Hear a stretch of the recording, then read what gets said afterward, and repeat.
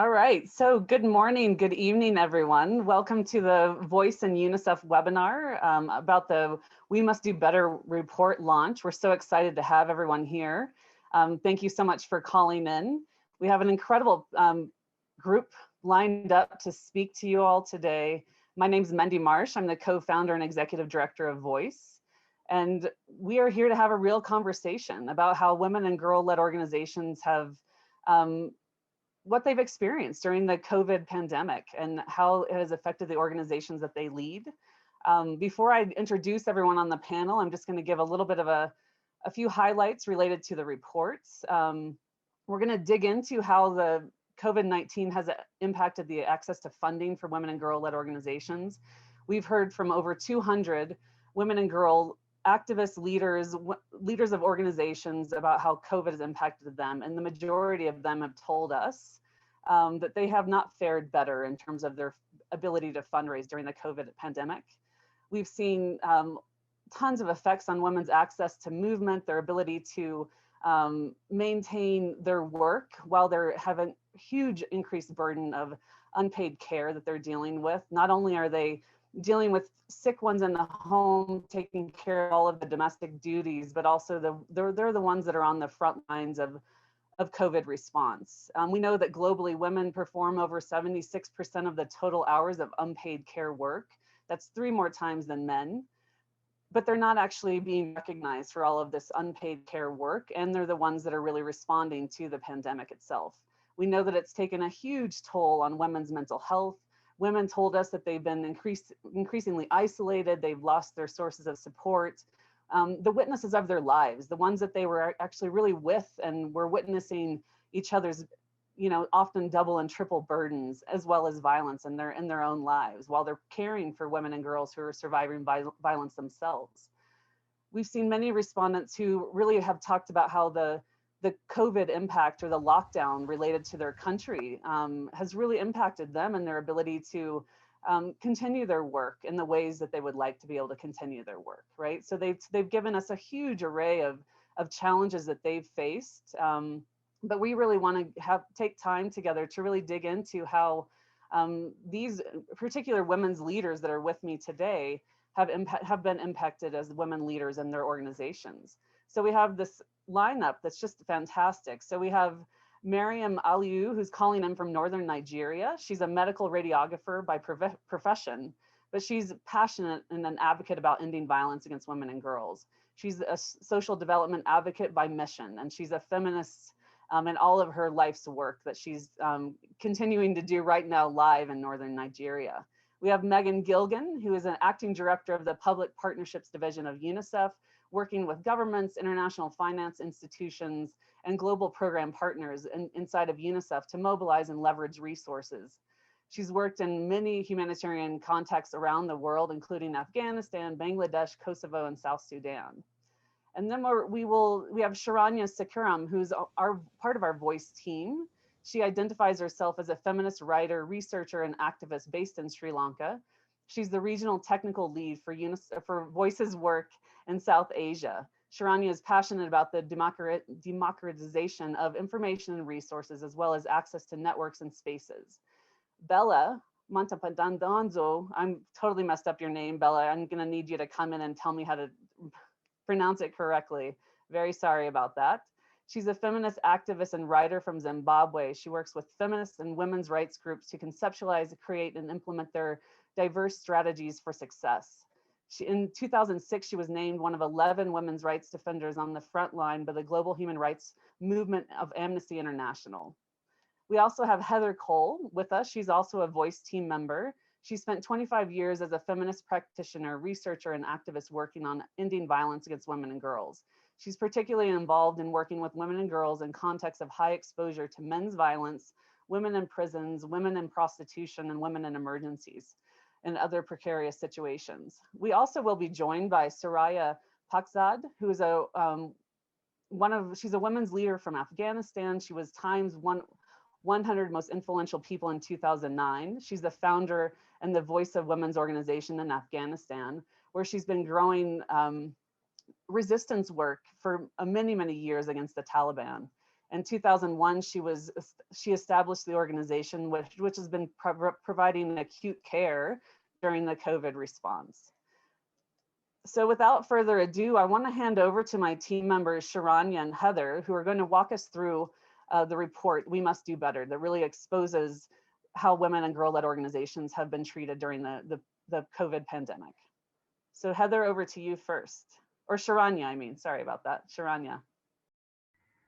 Thank you so much, Mendy, and thank you everyone for being here. This is such a privilege, and I think I just want to start by saying it was such a privilege to work on this report and be able to lift the voices of these women who have been all kinds of remarkable, all kinds of resilient, when they shouldn't have had to be.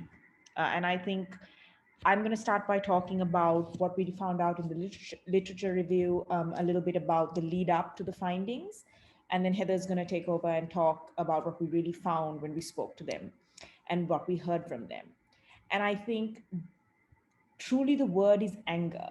I remember when we first, I did the first wading through the literature review, I had a conversation with Heather and Amy, who's also with us. And I said, I'm just furious because there was nothing that we couldn't have predicted.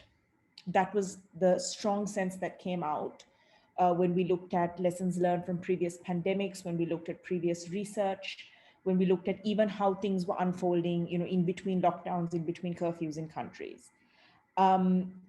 We have 20 years of information looking at various epidemics, various crises. And we looked particularly at the SARS crisis, the 2014 Ebola crisis, and we looked at the Zika virus crises, specifically in detail. And it was so much of the same information that we now, are so supposedly so hyper aware of, including a rise in violence against, domestic violence, intimate partner violence, in a lack of resources for women to access, increased isolation of women, increased care burden on women. And that really came out so strongly in this history of mapping out what we found or what we were looking to find. We could almost write a map. We could almost have drawn a map. And again, this idea of access to resources and a struggle for women's groups and women-led organizations to access funding and to access the resources and the support they need was so strongly, it was such a strong theme, because not only do women tell you that there's a scarcity of resources, the resources that also exist or that are sort of in a way for them to reach out to, is not allocated in a way that makes sense to them, whether it's the lack of flexible funding or whether it's the inability to shift the kind of work that they're doing, or the inability to respond quickly, or to understand that, for example, in some parts, it's not lockdown, it was police enforced curfew, meaning you leave your house, there is criminal action that can be taken against you, was such an overwhelming theme that came across. And I'm going to hand over to Heather in a second, but I just wanted to finish by saying that if women are saying these things, we must do better could not be a more apt title for this series, because we need to now actually hear them, because they have been telling us, and these findings have been in existence for decades. We're just not listening and implementing. So it's not that the women are not telling us, it's not that we don't know, we know. We're just choosing not to hear.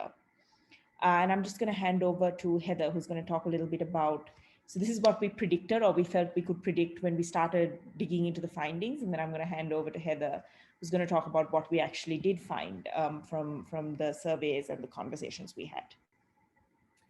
Thank you, Sharanya. It's really a pleasure to be here also speaking to this research and speaking to what women told us. And I think, Sharanya, where she started with this comment about looking at the history, looking at the previous experience of pandemics, that anger, I think, is very familiar to feminist activists across the world, because so many of these conversations are not new conversations. And as I was looking through the data and looking through what women had told us and looking through the resonances, there were a few things that were really loud and really clear. And the first was how consistent this was globally. That while there are context-specific issues and particular things that kind of manifest in specific ways in specific countries, actually the thematic analysis showed us that women across the world were facing the same kinds of issues, and women-led organizations were facing the same issues. And I think that it behoves us to really understand that the inequalities that patriarchy embeds, that reinforces, that remakes, that reworks, that give us the things that bring us to the position that we're in now, they may come in different outfits in different contexts, but those dynamics are not different. And so we can actually make some very broad global predictions about what's going to happen to women and girls.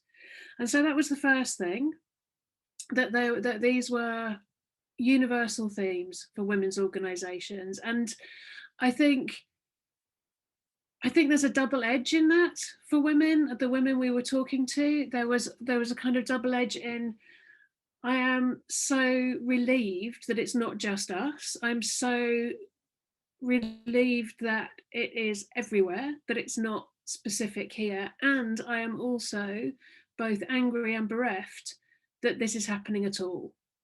And I think this is very familiar to women's rights activists and women-led organizations. These emotional trajectories are the ones that we go through over and over again. There is gratitude that we're not alone, and at the same time, that exhaustion of having to do it at all.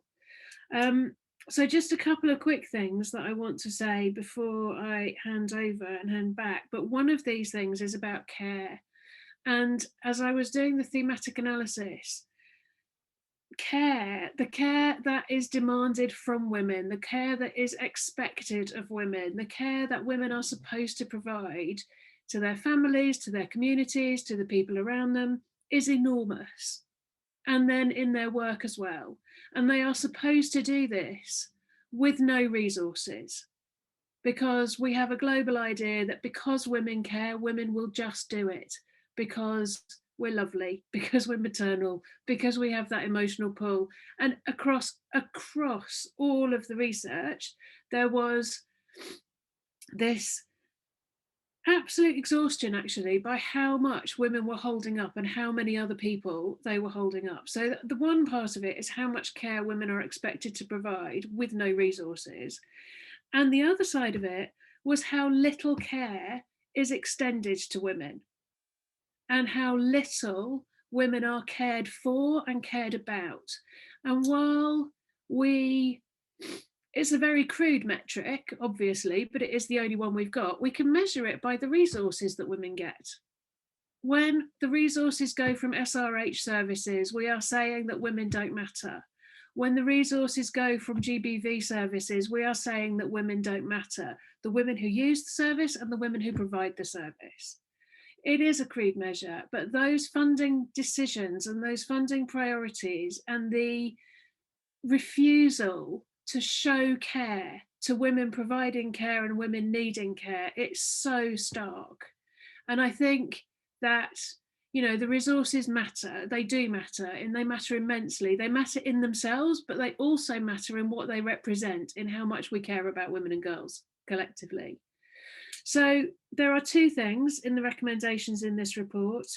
There are the things about immediate needs, which we need to work with right now. We heard women whose services had had no money for 6 months. We heard women whose funding had been withdrawn because donors pivoted to a COVID response. We heard about women who couldn't get access to their funding because banks were closed, they couldn't get access to their accounts, and they have just been doing this and trying to sustain that continuity. And what we also need to do is start working with strategic needs so that we do not find ourselves here again. Because I think, just to wrap this up, there are layers of work in this. As Sharanya said, this was completely predictable. We have been here before, and the distance between what we know and what we do is very much greater than the distance between what we know and what we don't know. There is no excuse. We know this. And in terms of the care and the emotional feelings, there are women who need services, women who are providing services, and then, as Sharanya said, listening to women talking about this. The anger in that from all of us is enormous. And I mean, you can see I'm middle-aged. I don't have the stamina to be this angry again. I really don't. Never mind everything else. I personally can't do this again. And so and a lot of the women that we talk to are the same age as me. And there really is something about, come on now, let's not ever, ever have this conversation again.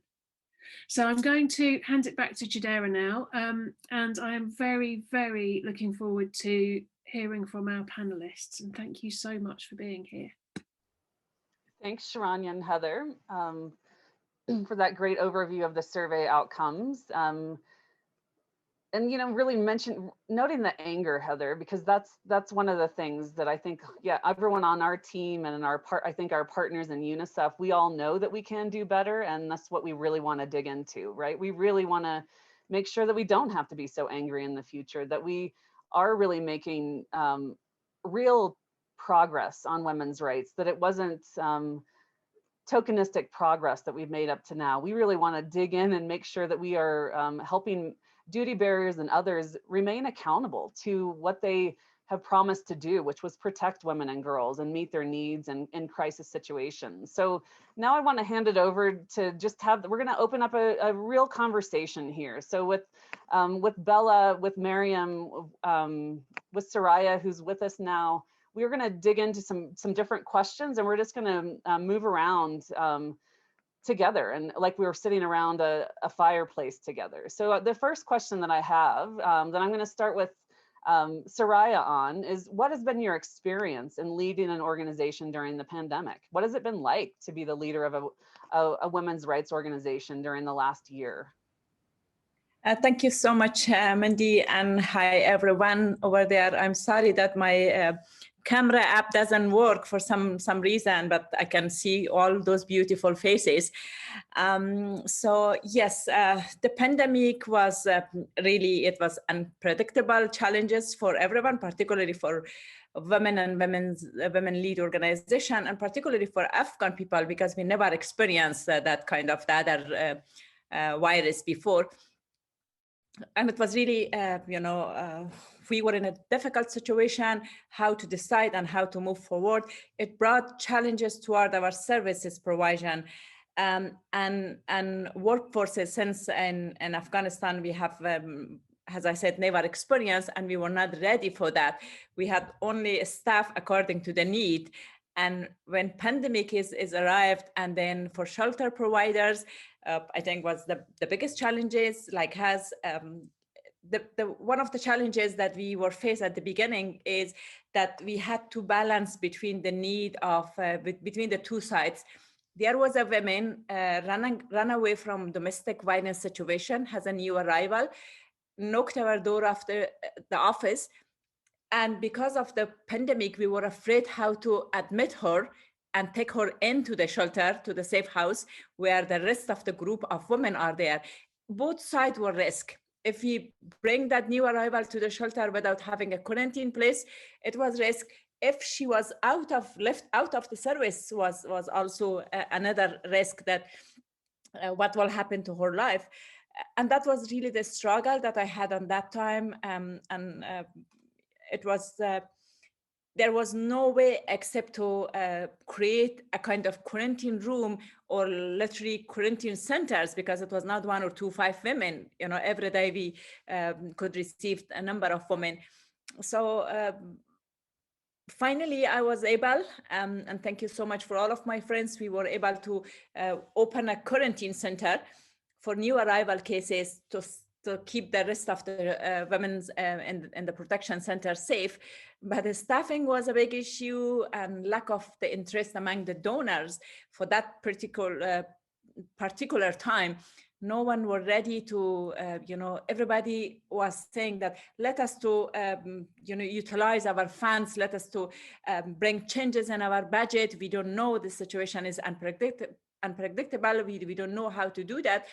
But those things cannot wait. You cannot wait, tell them that women stay, out of the services, they will be killed by their husband, by their relative, and how we should wait. Then we open it by our own admin costs with very basic, but we provide those that quarantine center. We call them isolation center to provide services to women, even who infected by the virus, but still she's doing well. So still that shelter, that isolation center is open, and we are open for all shelterless women, for any woman seeking refuge. But it was really difficult, and even for running safe houses, because the safe houses activities are like 24 hours. They are not a type of activities that you can keep them standby and think about that. You have to run it at the same time that you have to bring changes and make yourself according to the new situation, which was COVID-19. The biggest challenge on that time, of course, we will go to the challenges. I would like to raise it later, but was the staffing. How to run the shelter and how to keep our staff safe. It was really difficult, but it was an experience. We learned how to cope and deal with that kind of situation. But I'm glad to tell you that no woman left without receiving services. Our door was open 24 hours. Still, it is open. It's been open even during the difficult time of the pandemic for women running away from domestic situations. Thank you, Soraya. Thank you for kicking us off and digging so deep quickly into the significant challenges in Afghanistan. So I'm going to hand over to Bella for the same question. So over to you, Bella. Thank you, Mendy. And I couldn't agree more with what my sisters have said, that really we're seething. We're seething that this is where patriarchal politics has taken us in the world. And we have to name it a real human rights violation, what we've gone through with COVID-19, because we've been ringing the alarm bells for so long. And it seems as if neoliberal politics, patriarchal politics, has really just fed us to the wolves, really. And I don't say that lightly, because last week, our Minister of Women's Affairs in Zimbabwe indicated that as many as nearly 5,000 girls are pregnant from this period during lockdown, and nearly 2,000 girls who are under the age of 18. And this is relevant because we're co-hosting this conversation with UNICEF, have been forced into child marriages. And these are battles we thought we had won, right? These are battles we thought were behind us. So we really are seething. Be that as it may, I also want to highlight that it's also been a time of a gathering together of feminist and women's rights activists. And I want to honor that and really surface it and name it, because I think we would have been in an even more dire and desperate situation if it wasn't for what women's rights groups and feminist activists had been able to do. For instance, we saw that in Zimbabwe, a collective of queer women organized the distribution of food packs to vulnerable households, in a country that is tremendously homophobic and queerphobic, lesbophobic and biphobic. And this is incredible, that women who have been discriminated against systematically in our society were actually frontline responders.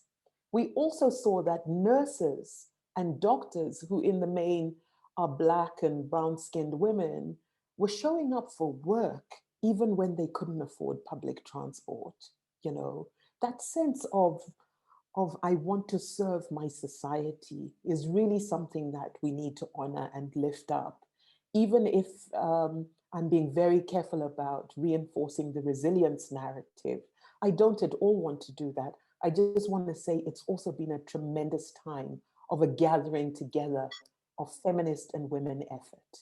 Soraya, you started digging into how the pandemic has sort of impacted service provision. But Bella, maybe I'll hand it back over to you first. What has it really been like in terms of some of your some of the, just the basic operational challenges that you've faced. I remember the first time you and I spoke early on in the pandemic. I remember you saying, like, Mendy, we can't get our money out of the bank. How are we going to continue operating, right? So if you could maybe dig into a few more of the obstacles that you've faced. I mean, it's incredible, the group that you mentioned and what they were able to do. But I'm sure that they were, faced with logistical challenges along the way, which I don't really think sometimes donors and other partners really think about. It's like that basic day-to-day thing of how are you going to operate? How are you going to make sure that your team can work? Sure. So, none of us were really in a state of adequate preparedness for COVID-19. And that's the truth of the matter. And it's not because of a lack of ingenuity on our part, but really that many of us exist in women's rights organizations that are extremely inadequately funded, right? And this is a structural problem. So we saw that the response to COVID fell in the laps and in the hands of women's organizations who already receive, the data suggests, as little as only 2% of fundraising budgets across the world and philanthropic resources. Yet the organizations that are led by men, organizations that do democracy and governance work, they were never at the front line of the COVID response, but they get the lion's share of the resources. And they were able to continue to operate because they had the networks with the power holders and the power brokers and decision makers. So this is something that we need to also surface, that there was a structural discrimination against women's organizations when women's organizations were responding to COVID-19. The second thing I really think is important to raise is, the sisters who work in feminist spaces that were responding to the upsurge, the horrendous and vile upswing in gender-based violence and domestic violence, also became the ones who were at risk of infection themselves, right? But very few women's shelters, very few women's support structures were given emergency funding, either by our governments or the UN system or donors, except for women's funds, right? And I think this is what we need to recognize, that this was almost another form of additional unpaid care work that women's rights organizations were doing, in addition to the work we were forced to come back to do in our homes and in our families. Yeah. Thanks, Bella. It's so important that you're raising that and calling it out for what it is, right? This reality where women's rights organizations really are not we're the ones that lose, right? These are the organizations that stand to lose the most, and they're the ones that the work continues. I mean, Miriam she's offline right now. I know she's going to join us again, but she's in northern Nigeria responding to an urgent issue that she is compelled to respond to as the leader of a women's rights organization. Like, the work never stops, right? And women have not stopped for a second during this during the pandemic. So Soraya, Miriam, you're here. Why don't I hand it over to you? Tell us a little bit more about what it's been like and some of the challenges that you've faced within your organization to continue to do your work. And then Soraya, I'll hand it over to you after Miriam. Okay, great. So thank you so much for having me on this occasion. It is a very privileged experience. And all right, so the challenges actually increased during the COVID-19 because, for example, in the areas of funding, our organization, most of our donors had to pull out because the COVID-19 funding has been turned towards another perspective because of the COVID. So virtually every funding that was directed to our organizations and our activities were channeled towards the pandemic, and which was actually a major setback in some to most of our activities. And another major challenges that we faced was that our access to survivors, because most of our activities are usually case management of survivors of GBV. So we don't really have, because there are a lot of set of procedures which we have to follow for us to be able to have a heart-to-heart discussions with our beneficiaries. So this has also caused a certain lack of confidence from our beneficiaries aspect, because, you know, initially we tend to sit together with them to have a heart-to-heart discussions. We have to touch them, we have to pat them on the back and try to, you know, make sure that we put that into them for them to be able to confide in us, to share some stories with us. So we noticed that most of our recent beneficiaries are not really coming out front. We are finding it more difficult because they don't really feel that, especially the fact that we have to give them a 2-meter distance, which is not part of our protocols in case management. That's from the perspective of our beneficiaries. Another major perspective in the WLO, that's women-led organizations aspect, is the staff turnover. In 2020, we had a very poor staff turnover, because you would agree with me that you have a better autonomy over your staffs if you can see them in physical and talk to them, direct them on what to do. But because of the COVID-19 pandemic, we had to talk virtually, and some staffs comes to the office. Most of the time, we had to actually also pull some of our staffs out because they had contact with an infected person. So because of all these little challenges, our staff turnover was really poor. And so many other organizations whom I spoke with before this particular program also testified to that. They all said that the staff percentage during pre-pandemic as compared to now is actually better. So another challenge is this: for most mothers, and some of our employees who happens to be mothers as well are passing through challenge, because right now they are now the schools, during the school close-ups, because of the school close-up and the fact that we have to work completely from home, they are now seeing that they find themselves juggling between full childcare as well as working from home. And this has also, you know, caused a certain setback, because they don't have enough time to access new opportunities as well, or even resource mobilization. Most of the time, you find out that most of those particular donor funds that are supposed to be coming for the women-led organization, at the end of the day, it goes back to the men-led organization, because they have more time and more experience, and because of the fact that they are not really at home full time. So it didn't. So most of these particular challenges was what most of the women-led organization in the Northeast are passing through. And I actually also want to analyze that there is a certain kind of major challenge we also passed through during, like for the youth. I also spoke to some youth-led organization, and I want to highlight this particular challenge during the pandemic: ageism. Because we also found ourselves that even though we had the ability to be able to access some funds, most of the donor organization kept asking if we have the age or the experience, even if the organization has been there for over 3 years or 2 years. So the questions keeps coming up about how old you are and if you have the experience or the ability for you to be able to meet the donor demands. I think the youth organizations as well were supposed to have been given a chance for us to prove ourselves. You know, I'm actually speaking like this because I'm also a youth as well. And I really felt hurt. I felt taken aback because I was not really given the opportunity to really showcase my capabilities. And this is one particular challenge which I think I wanted to clarify here today. Thank you so much. I don't really have any much time.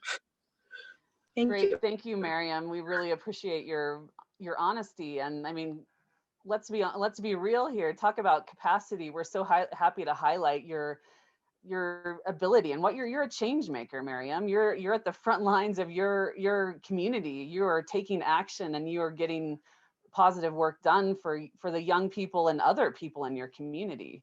So we really appreciate what you're doing. So Soraya, I want to hand it over to you next. Both Miriam and Bella have really already started digging into the issue of funding. So how has your organization really done in relation to funding? Have you fared better or worse during COVID? If it was worse, what has kept you from being as successful as you would like to have been during the last year? Yeah, thank you. Thank you so much, Mendy. I think our situation is not different, you know, no matter which part of the world we are working. And because providing safe house services for the needy women and girls are a sort of activities that it is attached with your soul. It is you have lots of attachment with that. You cannot just leave it away and then go home and sit and say it is pandemic and watch TV. You take all the pain of those girls with you at home. So it is, you have to do the same things that you have to do for your family. I did not rest a minute when the pandemic arrived, and then the issue of funding became, and we had so much difficulties. It was, from one side, there was not enough funds even in our budget, in our own budget, which was for like 1 year budget. We did not have those sanitation staff, those kind of mask costs, or so many other costs which were added in the top of our budget and activities. And then you had to realign them. You had to get the approval of the donor. But at the same time, you cannot wait for a second, because it is life of the safety of your staff and the matter of the life of the client. And we knocked so many doors, and before we realigned the budget, we got some in-kind donation like mask, sanitization staff, and some other equipment to help us to have my tight precautions for the beginning of the pandemic.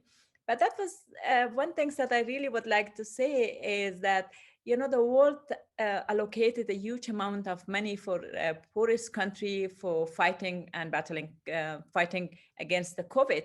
But, no country, particularly in Afghanistan, I'm talking about Afghanistan, we did not receive a single dollar or even a pair of gloves from our government to help us in this regard. And it was funny that a huge amount of money, $1 million, are allocated for fighting against COVID-19. And then one day there was a meeting regarding the issue of COVID-19 in our province. Our organization ran shelters in 5 provinces in Afghanistan, and located in the west part of Afghanistan. So Herat, where I live, it is the second biggest city, in Afghanistan. And the governor had a meeting and invited all of us, and they complain and they send the letters to us that why you are not accepting the new arrival cases. It was like 2 days, 3 days after the pandemic. And I was asking that you should ask me, Soraya, you are running such a kind of risky activities in this situation that you have to support those women. At the same time, you have to take the safety of the others. What do you need? Is it anything that we can do as a government? Is it any help from our side, any assistance? Just tell me. Instead of telling me, you are complaining and you are blaming us that you are not doing this and you are not doing that. We do not receive support from government, but funding was challenging, but at the end it was successful, because that isolation center, which was established by our own admin costs, we don't have that huge amount of admin costs. It is 4 to 5% of the budget. And we have so many other administrating issue, which is required to spend that money. We don't have that, money left from our day-to-day operations, but still we used from that money. And the good news is that today that quarantine center, that isolation center, is turned to a funded shelter by our donor. It was established just by admin costs. We don't know what will happen tomorrow, where we will get the salary of the staff, and particularly when we put the staff on alternative ways like rotation based, then we had to hire some more staff.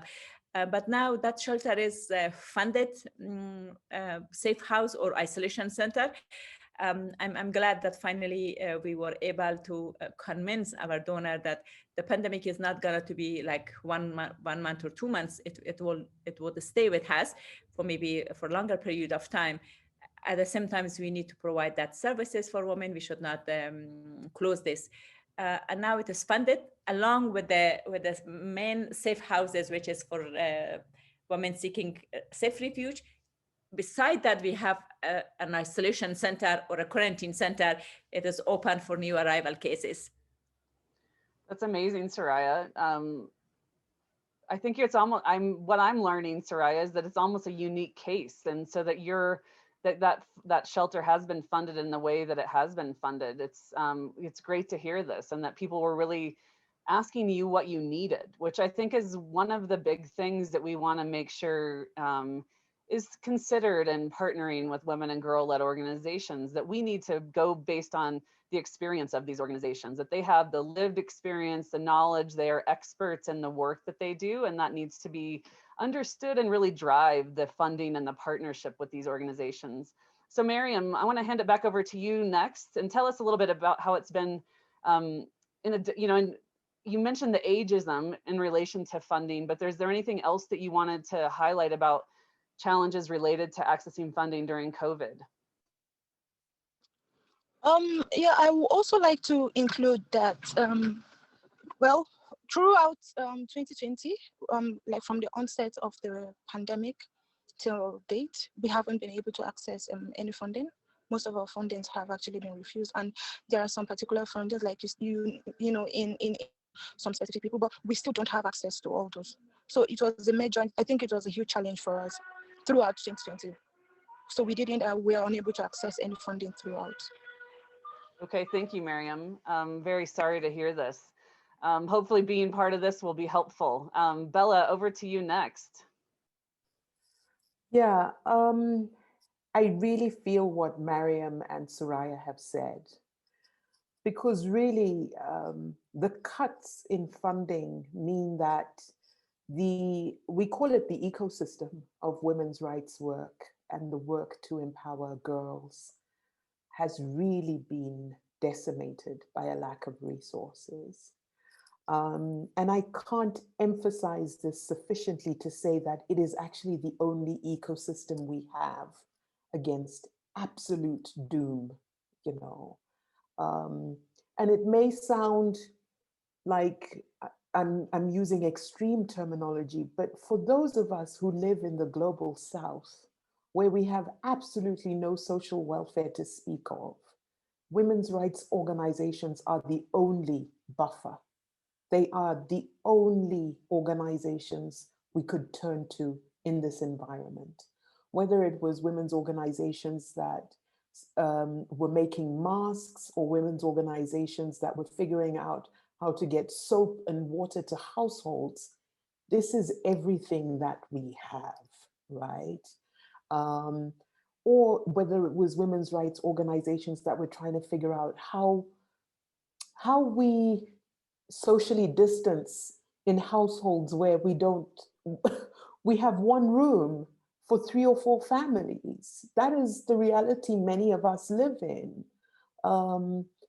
And I really want to say that the opportunity we have going forward is to strengthen and support that ecosystem, from making sure that the scenario we're in does not deteriorate any further than it already has. The second is, I think we really need an emergency response to women's mental health and psychological well-being. And I think Soraya started to speak about it with respect to the work of the sisters out in Afghanistan and the work they've been doing in shelters. But it has been a mind bender, you know, trying to be a woman during COVID, during lockdown, with very patriarchal systems that mean men could be at home carrying on to do their jobs, and yet expect women to do all this unpaid care work, you know,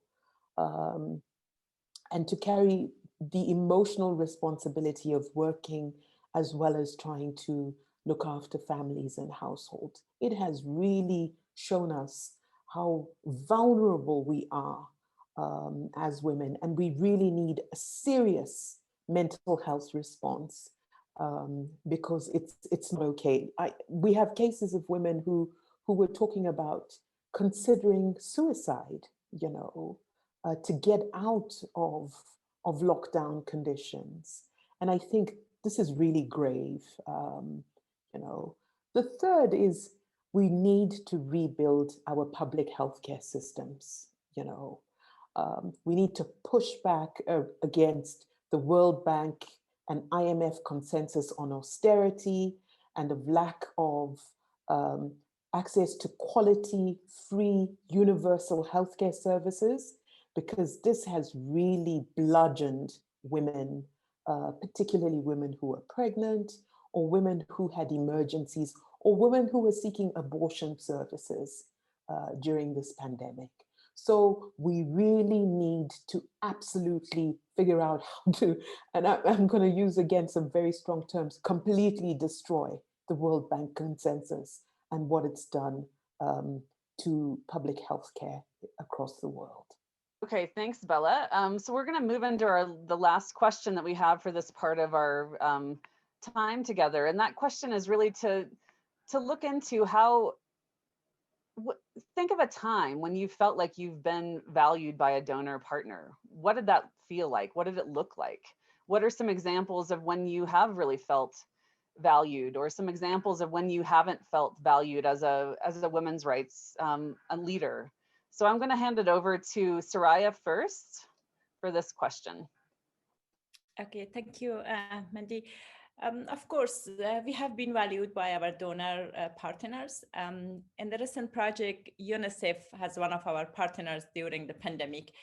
Of course, UNICEF is a UN organization, and they are followed up by standard principles and had always supported us by their flexibility in utilization the budget and expanding the project duration has other those dates. Also, they are concerned toward our staff safety and helping us to take very high measurement for our staff safety. Was a good example that like if a project, when the project was designed like to have 5-10 people in their monitoring, they found there is only 3 people but 3 others sick at home. They never accused, and they never said why they are not running the activities, why they are not here. And they're always helping us and always told us, your safety is the priority for our organization. Do whatever you do to to save the staff. Project activity is very important, but first of all, your safety, your staff safety is very important to us. So that gave us very good feeling that they are they are really considering safety of our staff, and they were very flexible. Their flexibility was really, really amazing. Donors are not flexible as usual, and they're always having a very kind of what you call long procedures and bureaucracy, particularly UN organization. And this time they were so flexible, and they were easy to expand the project duration with no cost extension, and utilize or change the line of the budget as per the need. We justified and told them that we did in this village, and this village is not. This village is more important. Can we move to that? They said, yes, go according to the role and regulation of your organization, and just send us a justification, which was not very common during the normal procedure. The normal procedure, even 10% of the box, which is the right of each organization to expend more on that, but do not go more than the grand total. But even that is required to have the approval of the audit and finance expert. But this time, their flexibility was a sign of being valued, their partners, and trust them that they will do their best. Thanks, Soraya. I think that just to highlight that trust element, right? Because I think that that's one of the main things, right? We need to trust women and girl-led organizations and leaders as the experts that they are, and that the relationships need to be grounded in that first. So Miriam, let me hand it over to you. So tell us about an example of when you have felt like either not trusted by a donor partner, or an example of when you have, right? Because I think we need the positive examples as much as we need to understand the ways when it doesn't work. Thank you, Mendy. I would say that mine has been 60-40, 60 positivity, 40 negativity, because our initial donors have really tried, like Global Center on Cooperative Security. I'm always so proud to mention their name anywhere. They tried to educate not just me, even though I had a little bit of experience. They also educated my staffs as well. So, and most of their partners have also testified that each and every project they conduct, they try to make sure that during the orientation aspect, all the partners understand the core details of the entire project, and also strengthen your capabilities to be able to do more, even if you have a new donor. So yeah, I learned a lot from my previous donors, Global Center on Cooperative Security, Carefront in Nigeria as well. And also my recent donor in 2021, Women, Peace and Humanitarian Fund, supported by UN Women. They are also very, very great with me, you know, because they have been supporting my activities since 2017, not donor-wise, not funding-wise actually, but they've been giving me a lot of technical support. They actually trained me to get to this point. And also, they during the orientation aspect as well, especially for the COVID-19, they try to put our staffs and so many other guidelines. So, and for me, I've had actually, I think maybe the initial percentage was wrong, maybe 70-30, because I've had a lot of great experiences from my previous donors, and I've also learned from them. They actually made me who I am today. But for the other, it's been really terrible because I have these issues of ageism, which I've always been mentioning, and because of the fact that women-led organizations are really not given an opportunity to stand out there and stand out. And also, for me, my age, it has also been a problem because they are not really giving me the chance. I feel they need to give us the chance, even if we are women and then we are young, and they should be able to give us the chance for us to be, at least, let's make the mistake, before, but then we are not getting that chance. And from most of the people, the rejects I've gotten, and this is actually the main reason why I've done that. Thank you very much, Mendy. Thanks, Miriam. So Bella, let me hand it over to you one last time for this question, and then we'll move over to Megan. Sure. Look, thumbs up to feminist groups like Womankind Worldwide, which is located in the UK. They are incredibly progressive in how they think and highly adaptive. I think that's the key word. And they trust that their partners are going to do what they know is right, because the women's rights organizations who work in these contexts know what is the best to do in the environments that we are located in. The other is the Urgent Action Fund Africa, which has responded to women human rights defenders very rapidly. And I think that's another fund that I want to say, very, very quick turnaround time, very responsive, and knows almost intuitively, because it's located on the African continent, what the issues are and how to respond to them. I also want to talk about a fund that's run out of Germany, Dry Linden, by Issa Bosch. And, Issa has been remarkable because Issa's approach is to listen, right? Issa never assumes that she knows the answers. And that's been amazing. What is terrible? Let me answer it this way, Mendy. The things that are terrible teach you not to waste your time with certain fundraising approaches. So that's the learning curve, right? With certain donors, you just know, okay, I don't have time for this. Time value, let me stay away from this one. So I'm gonna say that quite as diplomatically as I can without burning any more bridges right now. Thank you. Okay, great. Thanks, Bella. So we thank you all so much for this real honest conversation, right? Because this is really these are the kinds of things that we need donors to understand. The sort of pressures that women-led organizations face in weighing out the cost of, like, is it worth my trying to access this money? Is this going to be a partnership that's going to really be valuable? Is it going to have an economic value? Is it going to have another aspect of partnership that's going to be valuable? And that's something that these organizations are constantly having to think about.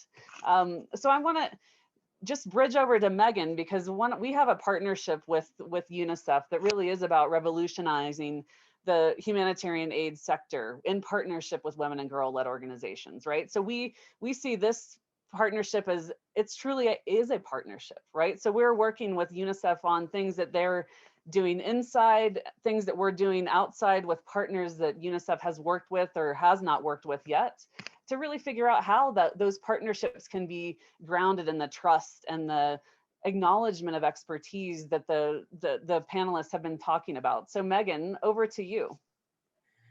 Thanks, Mendy, and thanks to everyone on the panel. Just to add my words of appreciation for your honesty, appreciation for calling out the injustice of the situation, for calling out the violation of women's rights, and for being very honest about how angry this makes you. And I think many of us that are here today just so appreciate hearing your voice. And I think it goes to what Mendy has talked about, the importance of this partnership that we have with VOICE, which is called She Leads the Way, and how important it is to be having these kind of discussions where we're hearing with women who are on the front lines. I think many of us may have heard and been interested in the impact of the pandemic on women. I think few of us have actually heard of the impact on women and girl-led organizations and how this has really affected their ability to carry out work for women and girls. So I wanted to just also really thank you for bringing this to light. I think the whole title of this report, We Must Do Better, is so this conversation really reinforces it. I think we at UNICEF have tried to ensure that we had women and girls in our sites when we were looking at our pandemic response, really talking about how all protection services were essential services in the pandemic and needed to be a part of the pandemic response. It wasn't just about public health, but it was about GBV prevention and response services. It was about protection services for children. But I think what we've heard is that message didn't necessarily lead to as much action as was needed. I think going forward, what we know is that our systems are not yet aligned to making sure that we understand the impact of funding on women and youth-led organizations. I mean, for instance, we know that in 2020, we transferred an all-time high of $1.1 billion to civil society organizations, 55% of that to national and local organizations. But when I ask how much of that went to women's-led organizations, we can't tell you because our systems are not set up for that. So I think that's a really key learning that we need to take on board right away and change that, because we need to know what impact this is having on our organizations. I wanted to just reflect so much on the issue, on some of the things that I think Bella has also highlighted, as well as Miriam and Shreya, decimated the ecosystem. That our organizations didn't have enough preparedness and resilience to address this. The fact that you're seeing a brain drain of really important women who are gaining both confidence and providing expertise and care, that they're leaving organizations because of the multiple care burden. What talent are we losing from these organizations that it has taken years to build up? And I think also going to the point that was made on how we're addressing the future of the public health systems. If we're really going to build back better, this is an opportunity for many of the people on this call that are partners and donors that are committed to ensuring that gender is at the forefront of development policy. How are we taking those into account in terms of how we do that? I just wanted to say maybe two things that UNICEF is doing in a tangible way. We have committed that 100% of the response plans, the humanitarian response plans that are led by, from UNICEF-led clusters, will include input from consultation with women and girls, so that we're bringing those voices into the planning and importantly into setting the priorities.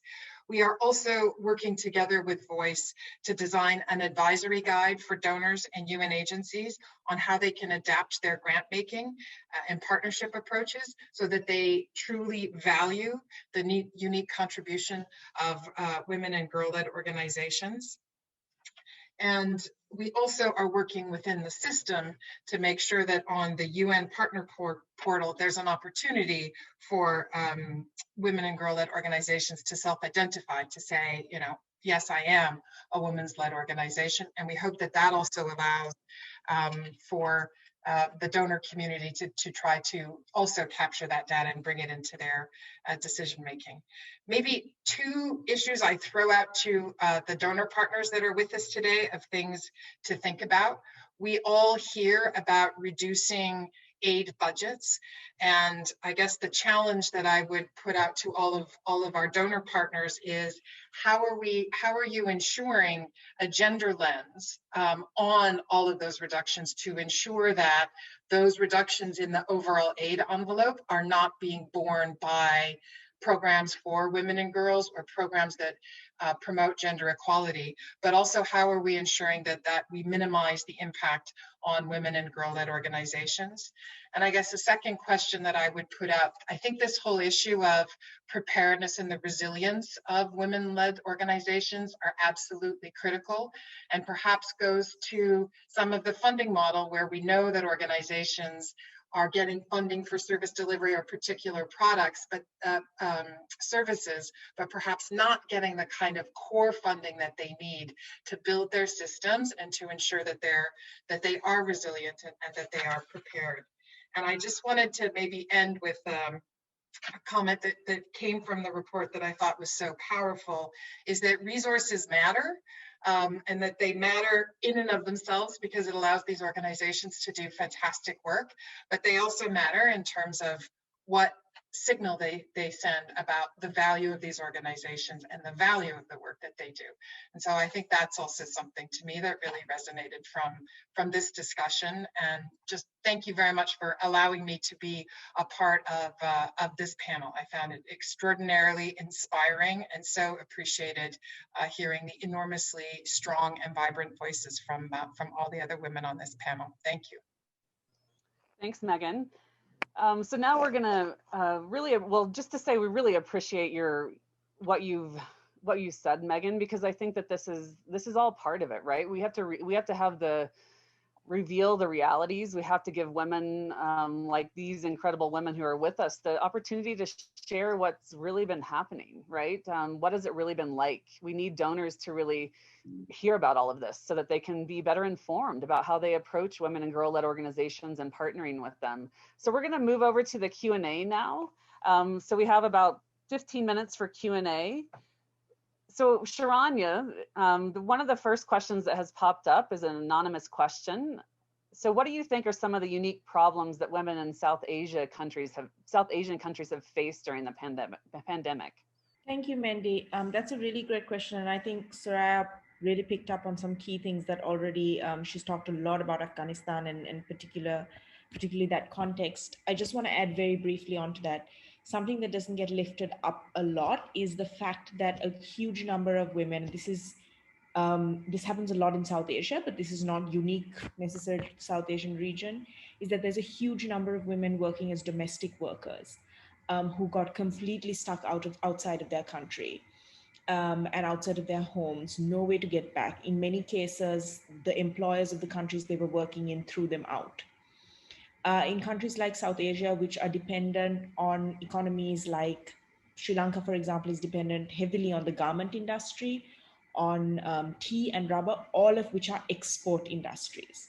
So with the disruption to global supply chains, you really saw developing countries in the global South, because women are employed primarily as the labor, and these are not jobs you can do from home, right? You can't pluck tea from home, you can't stitch a t-shirt from home. That's not going to happen.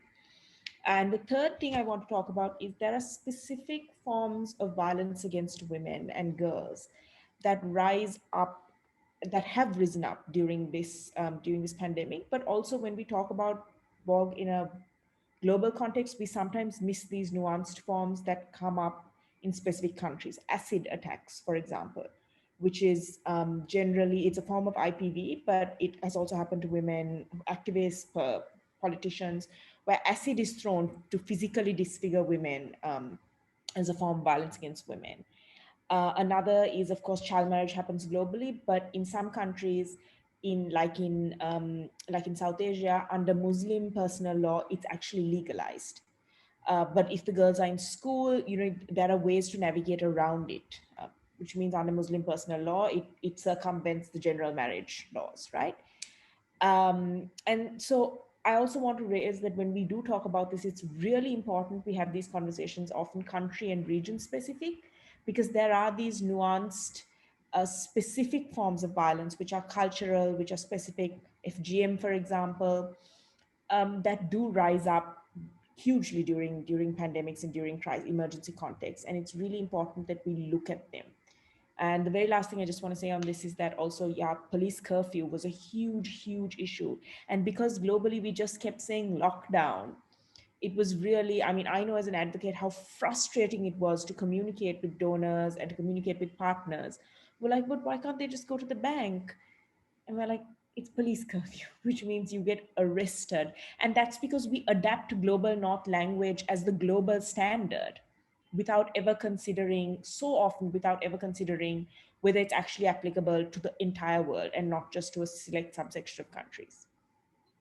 Great, thanks, Sharanya. So the next question I want to go to is really centered on adolescent girls. So Chiara has asked a question related to underage pregnancy during quarantine.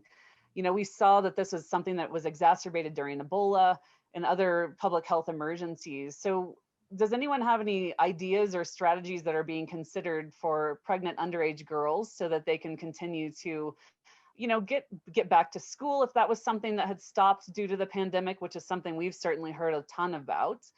So any strategies or things that anyone's heard about in your country or, even programming in different places, Megan, that you might have heard of to really help girls get back into school, including when they have children or are pregnant?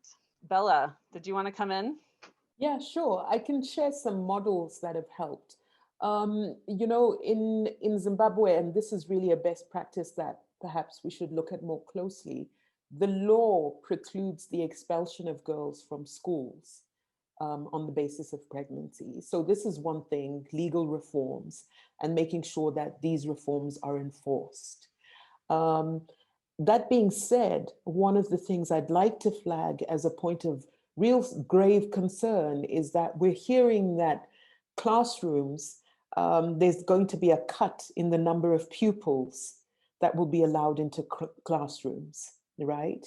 So as an example, if a classroom has room for 30 people, social distancing regulations are likely to now say only 15 of those 30 can go to school in a particular class. And we are very concerned that's likely to affect attendance for girls, right? And I think we need to think about what is the response to keep girls in schools? Because as UNICEF will know, one of the most tremendous victories of the last decade has been evening out the numbers of girls and boys who are going to school in terms of parity in education, gender parity. And I think this would be a tremendous clawback on the accomplishments that we've made. Yeah. Thanks, Bella. Did anyone else want to come in on that particular question? Because I have another great one lined up. I just wanted to add in to that. I just wanted to add to what Bella said. In the research data, exactly what Bella said came up over and over again, that the really deep concern that particularly when finances are tight and when people have lost jobs or they've had to sell their land, that the investment will be in boys and not in girls. And I think that came up across regions. And it also, I think, is exacerbated when girls are pregnant, because that becomes the point at which well, it's not worth you going to school anymore. You're going to be a mother, you're going to have a baby. And so I think that the kinds of inequalities that we've seen driving the response to this pandemic, I think we also need, as Bella said, to be very mindful that this is going to shape the response and the recovery. And we need to be really on it about this, because when when we're talking about very patriarchal environments and there are limited choices, it is going to be boys first and it's going to be pregnant girls last. And we need to be preparing for that right now. Yep, absolutely, Heather. Thanks for raising that. So there's a really interesting question on localization here. I mean, we've seen, you know, entity after entity they've made global commitments on localization, right? We know that this is a fundamental priority across UN agencies, NGOs, but we're not really getting it right? We can't really say that localization is happening, and it's really not being informed necessarily by women and girl-led organizations, right? So how can we make sure that those efforts are truly better informed by women like who are with us today? You know, how can we make sure that your voices are included in how localization is done? Megan, I don't know if you want to come in on how UNICEF is kind of embracing localization, or, you know, often we talk about it as decolonization here. So anything that you want to flag, Megan? I mean, I just wanted to flag that, I think this is an area, particularly in the humanitarian sphere, that has been of concern for several years, but we see a huge acceleration and kind of moving it up the agenda with the decolonization of aid movement. And again, it is an opportunity, but there is also a risk. It is a risk that we replicate the kind of gender bias in the localization process, because it is men-led organizations that have been advantaged and that they will be the key beneficiaries of this. So I think it's really important that gender perspective is brought into the localization agenda. And again, it goes to our systems. And as I had highlighted, we've had a record high year in 2020 in terms of transferring resources to local organizations. I don't see that as something that is reversible, because I think it's also part of proving that local organizations can deliver. But if we don't know what percentage of those funds went to women-led organizations, we're flying blind here in terms of the gender dynamic. So I think there are things that we need to do internally to make sure that we have the right data to guide this. There are key elements here that we need to bring the gender lens and make sure that women's-led organizations are key beneficiaries of the localization agenda, and that we're not kind of rebuilding or losing the opportunity of this agenda to really empower those organizations. Miriam, you wanted to come in next, I believe.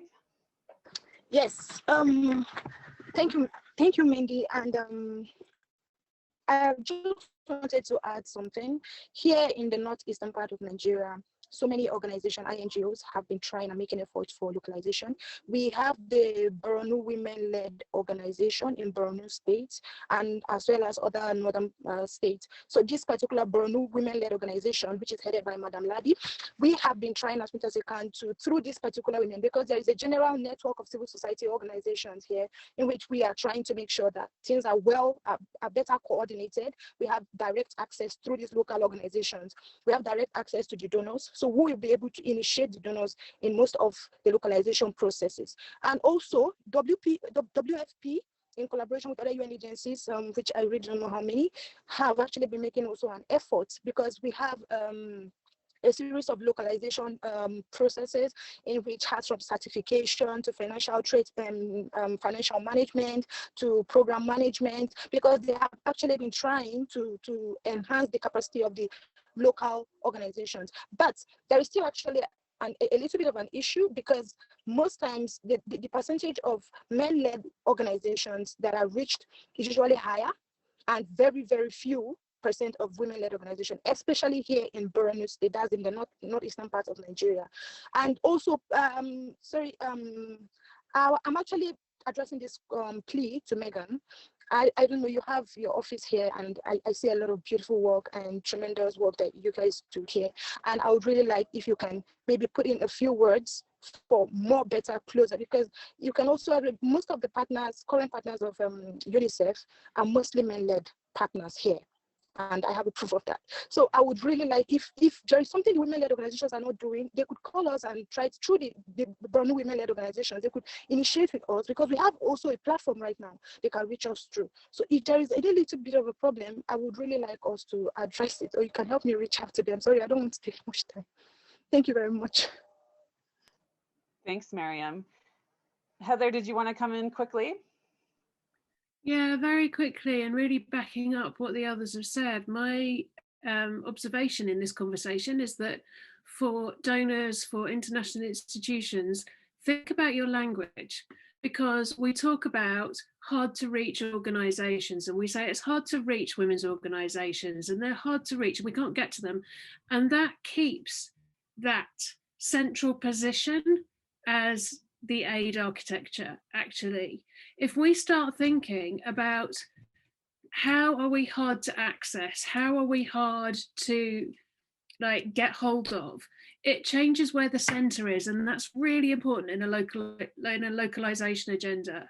How are we making it easier for women-led organizations and women's rights activists to get to us?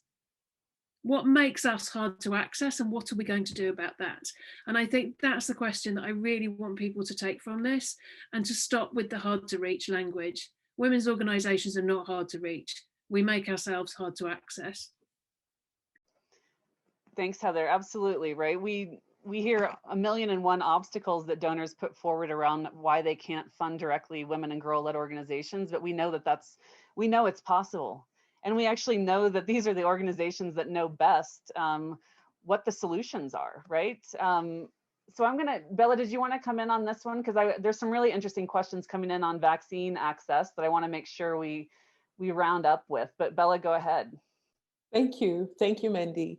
I wanna say, conceptually, we have to get uncomfortable with the fact that we've normalized suffering. And we've normalized the suffering of women and girls. And that we operate from that paradigm as the basis to do our response.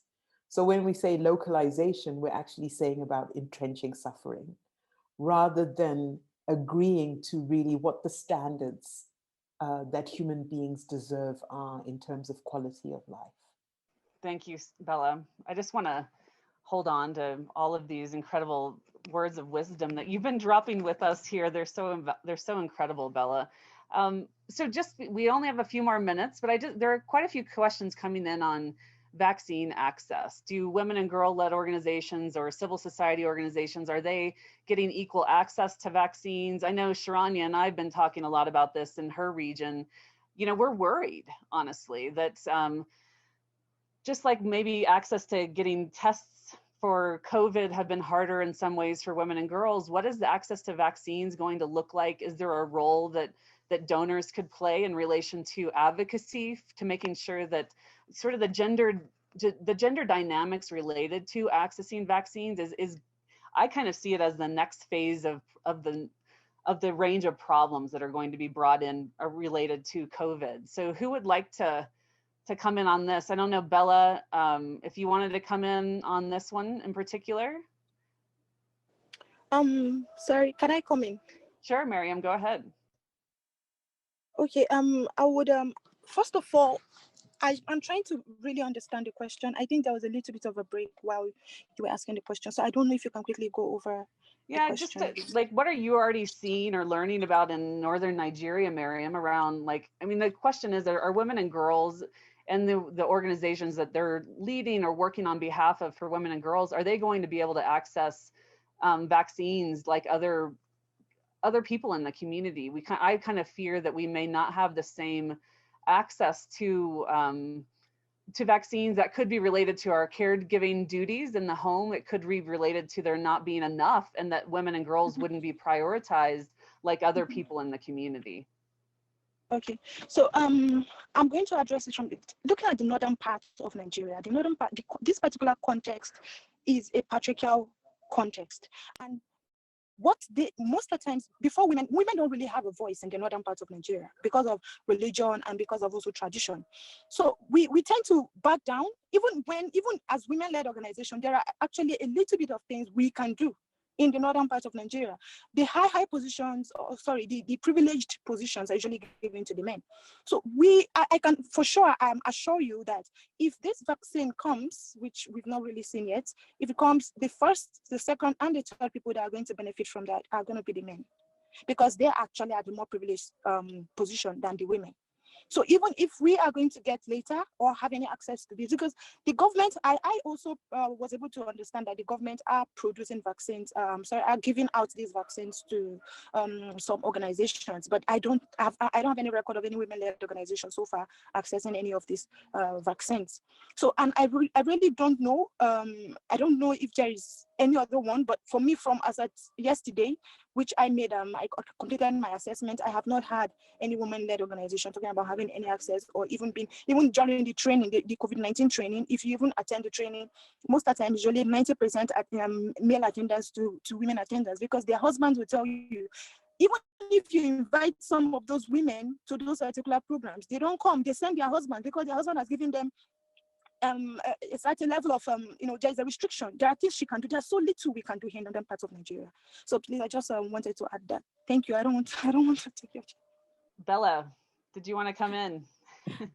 I'm so proud of Miriam and what she said. And I really think, she's spoken for all of us on this panel when it comes to the trends we're seeing around vaccine discrimination on a gender basis. I also want to add that, it's so bizarre to me, because ordinarily it would be women and children who would get the vaccine first, right? We know this. We know this from the work UNICEF has done on polio. We know this from the work UNICEF has done with WHO in other epidemics, that usually it's women and girls who get women, girls, and children who get vaccinated first. But right now, the pecking order is transformed. It seems to be political leaders first. And we need to interrogate why that is so. That is because, in the main, the nursing personnel, who are largely women, are so excluded from being part of the confidence-building measures of our public health systems because of how nurses have been treated in public health, right? And we've lost a golden opportunity for nurses to be the ones who encourage us to be vaccinated. The second is the cost. It's prohibitive. In most countries in the global South, COVID tests were averaging at about $50 US, there are no free tests. So until we get quality, universal access to healthcare, we're really in trouble. Vaccines will only be for the privileged few in this world, and those will largely be men. Thank you, Bella. And thanks to everyone else on the panel. What an incredible powerhouse group of women to be part of. So many incredible words of wisdom spoken. I hope that the donors and the other people that have participated on the line have taken this in, right? We know that women-led organizations need to be at the table. We know that they need to get, there should be a day when we get the lion's share of the resources. We know best, right? What women and girls need in our communities. We know what our broader communities need. We need the aid structure to recognize this, to partner with women and girl-led organizations in a way that they want to be partnered with. We need to meet the needs that they raise, they elevate, because they know best what is needed. So we're 1 minute from time. Thank you everyone so much for joining us. We have a survey that's going to pop into the chat for you to fill out. We would love for you to complete the survey, because we want to continue to learn, figure out what you're liking about the conversations that we're bringing. Thank you all for being with us. Megan, UNICEF partners, thank you so much for being one of the leading UN agencies reflecting on this and really critically thinking about what you can do internally to get it better for partnering with women and girl-led organizations. So thanks again, everyone. Don't forget the survey. We will be back soon for our next webinar series. Have a good day or evening.